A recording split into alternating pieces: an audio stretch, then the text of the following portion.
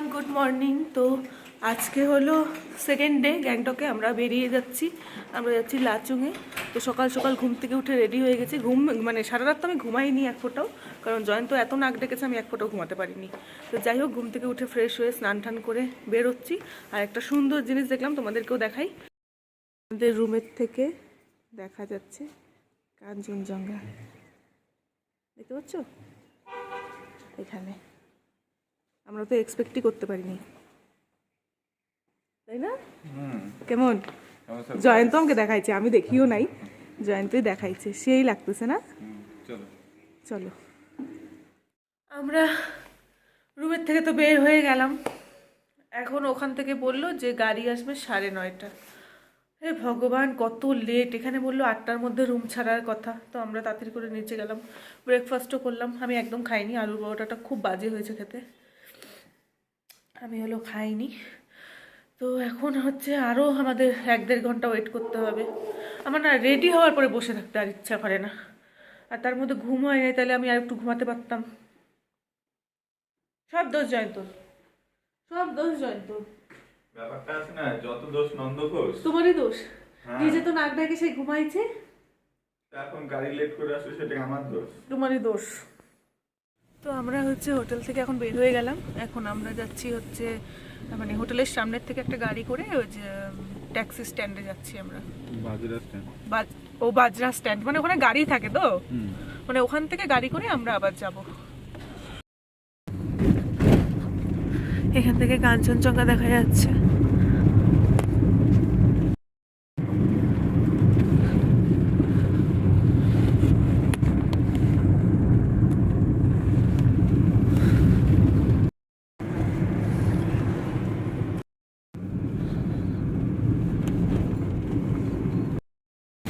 আমরা এখন গাড়ি করে আসলাম এখানে, মানে এটা একটা গাড়ির স্ট্যান্ড। আর এখান থেকে উপরে দেখো পাহাড় দেখা যাচ্ছে, কি সুন্দর।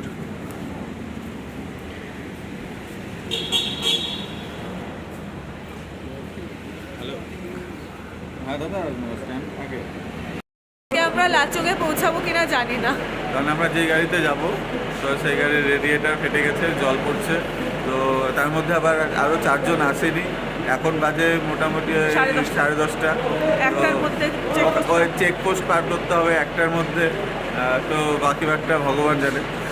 আর ঘুরতে না পারলে কি করবো জানি না। না, ওর তো কোনো দোষ নাই, কিন্তু ভাল লাগছে না। সেই সকালে উঠছি, যাবো গাড়ি আসলেও লেটে, তারপরে আবার এই অসুবিধা, কতক্ষণে পৌঁছাবো ভগবান জানে। আমাদের গাড়ি তো খারাপ হয়েছে খারাপ হয়েছে বললাম। তো গাড়ি যেখান থেকে ছাড়ার কথা সেখানে ছেড়ে আবার গ্যারেজে আসছে, মানে গ্যারেজে এসে এখানে আবার ঠিকঠাক হচ্ছে। আমরা কতক্ষণে পৌঁছাবো আমরা জানি না। কতক্ষণ থাকতে হবে আর? আরো মোটামুটি 20-25 মিনিট। খিদা পেয়ে যাচ্ছে, খিদা। চেঞ্জ করে দিল, চেঞ্জ করে এখন। আচ্ছা, তুমি যে আমাকে বললা খাওয়ার কথা, না আমি একটাও কিন্তু আলুর পরোটা খাই নাই। মানে একটা আলুর পরোটাকে 4 টুকরা করা হয়েছে, আমি কোনোটাই ভালো করে খাই নাই। ও কিন্তু খাইছে 3 পিস। আর আমি কুরকুরে আর কোল্ড ড্রিঙ্কস খাবো, আমাকে বলতেছে কি খাইও না।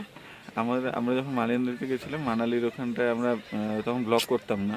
তো ওই ব্লগটা যদি করা যেত তাহলে পরে আমার এই যে কথাগুলো আমি সব জাস্টিফাই করতে পারতাম। কেন বলছি সবাই জানতো। তোকে অত বলতে হবে না, ঠিক আছে, বললাম না। হ্যাঁ।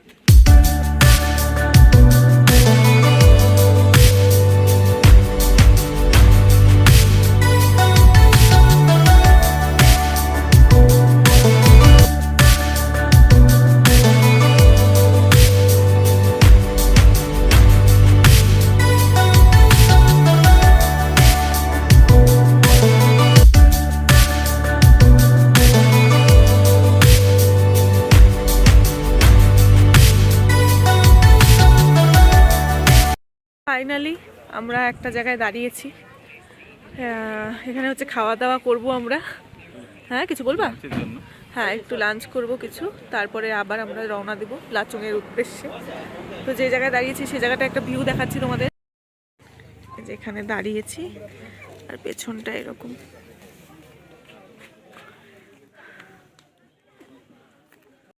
এখানে দুপুরের মেনু আছে ভাত, ডাল, ডিম, একটা সবজি আর আলু ভাজা। আমরা এখানে একটু চা খাওয়ার জন্য দাঁড়িয়েছিলাম এই চায়ের দোকানটাতে। তো এখানে চা ডিম টোস্ট তো খেলাম। আমি না এখানে আসার পর থেকে না একদম খেতে পারছি না, কেন জানি না, আমার খাওয়াটা একদম কমে গেছে। এমনি আমি বাড়িতে একটুখানি খাই, এখানে আসার পর থেকে আমার খাওয়া আরও কমে গেছে। আমি ভাত খাচ্ছি এইটুকু, মানে এক হাতা ভাত খাচ্ছি। এখানে ডিম টোস্ট হচ্ছে চারটা ডিম টোস্ট দিয়েছিল, মানে এক প্লেটে 4টা পাউরুটি দিয়ে ডিম দিয়ে দিয়েছিল আর কি। তো প্রথমে আমি একটা খেয়েছি, আমার একটা খেয়ে পেট ভরে গেছে। তো জয়ন্ত আমার উপরে এমনভাবে চিল্লালো, সেজন্য আমাকে আরও 2টো খেতে হলো, কিন্তু আমি খেতেই পাচ্ছি না, একটুতেই আমার পেট ভরে যাচ্ছে এখানে আসার পরে, কেন কে জানে। ফাইনালি আমরা লাচুংয়ের একটা হোটেলে এসে পৌঁছেছি। আজকে যা অবস্থা হয়েছে, বাপরে বাপ, সে সকাল থেকে চলছেই। বলো কাণ্ড বলো। প্রথম কথা লাচুংয়ের থেকে গ্যাংটক থেকে বের হওয়ার কথা ছিল 8:30, সকাল 8:30। গাড়ি টাইম দিয়েছিল আর কি। গাড়ি টাইম দিয়েছিল, তো সেই গাড়ি তারপরে টাইম দিল 9:30। তো আমরা টাইম মতো পৌঁছে গেলাম যে স্ট্যান্ডের থেকে ওঠার। তো গাড়ি আসলো 10:30। 10:30 বেরোলো, স্ট্যান্ডে আসার পরে দাঁড়ানোর সাথে সাথে ও রেডিয়েটার দিয়ে জল পড়ছে, রেডিয়েটার লিক হয়ে গেছে। তো স্টার্ট হয় না। তো কোনো মতে গ্যাটিস গুটিস দিয়ে ঠিক করে তারপরে আবার ওখানে গ্যাংটক থেকে ওই স্ট্যান্ড থেকে বের হয়ে প্রায় 10-15 কিলোমিটার আসার পরে গ্যারেজে দাঁড়ালো, রেডিয়েটার চেঞ্জ করলো, গ্যারেজে দাঁড়িয়ে রেডিয়েটার চেঞ্জ করলো ওখানে 1 ঘন্টা, 1.5 ঘন্টা ধরে চেঞ্জ করলো। করার পরে আসলাম, আসার পরে একটা হোটেলে গেলাম। পৌঁছাতে এখানে আমাদের সন্ধ্যায় হয়ে গেল। রাস্তায় আসার সময় সাইট সিন করলে ওটা করতে পারি, হ্যাঁ করতে পারিনি, যদিও ফেরার পথে হয়ে যাবে, সেটা কোনো প্রবলেম নেই। তো আসার পরে হোটেলে ঢুকলো। প্রথমে ওদের যে হোটেলটা করেছিল, মানে এটা জানি না স্ক্যাম না কি ব্যাপার, এত বাজে, এত নোংরা, মানে ওখানে থাকাই যায় না, মানে সম্পূর্ণটাই নোংরা। বাথরুম নোংরা, বিছানা নোংরা, ঘর নোংরা, মানে ব্ল্যাঙ্কেট নোংরা, বালিশ নোংরা, সব নোংরা, গন্ধ। তো তারপরে আমরা ওখানটায় মানে যেটা সবাই মিলে যারা মানে আরো ছিল আর কি, সবাই মিলে ঠিক করলাম, চাচামেচি করে তারপরে আরেকটা হোটেলে আসলাম। এই হোটেলটা মোটামুটি মানে ঠিকঠাক চলার মতন, সেই একটা ব্যাপার না, তো চলার মতন চলবে, অ্যাডজাস্ট করা যাবে, মানে ওই হোটেল থেকে বেটার। ব্যাপার। তো এখন 8টা বাজে, এখন আমাদের আবার ডিনার করতে ডাকলো। আমরা ডিনার করি 11টা 11:30, এখন করবো ডিনার। তাও ঘোরার জায়গায় আসলে 9:30 10টা মানা যায়, এখন 8টার দিকে ডিনার, মা যত তো খিদা পাবে। দিনের হেক্টিক জার্নি আর হেক্টিক দিন গেল। এখন হচ্ছে তা আবার এসে নিয়ে আমি এখন চুলে শ্যাম্পু করলাম এত রাত্রে, কারণ আমার চুলের অবস্থা খুব খারাপ হয়ে গেছে। ঠান্ডা। তো যাই হোক, এখন হচ্ছে ফ্রেশ হয়ে গেলাম, এখন হচ্ছে একটু খাওয়া দাওয়া করে নিই, তারপরে রাত্রিবেলা দেখা যাচ্ছে কি, মানে দেখা যাক কি করি।